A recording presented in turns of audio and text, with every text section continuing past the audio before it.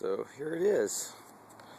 The next thing, Creeping Net's going to start posting small engine repair videos. No cold starts right now.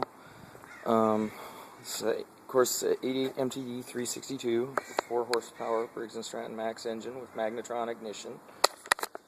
No fuel in it, very little oil.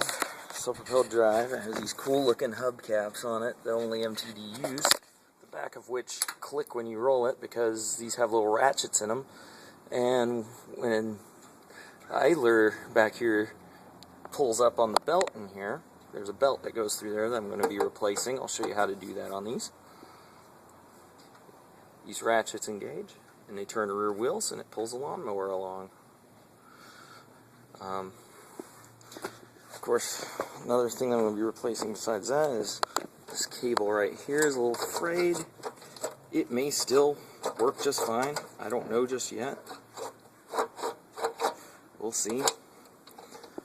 My drive handle seems to work just fine, but I'm not entirely sure. The deadman control handle is pretty much screwed right now.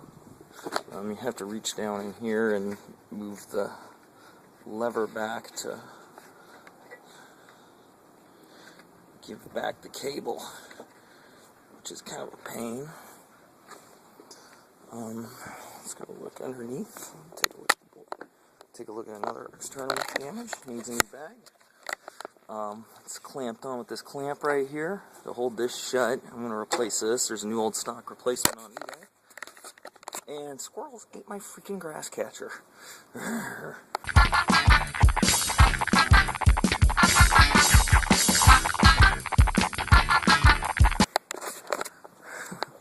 Let's look underneath. Blade, for being so old, is actually in reasonably good shape. So yeah,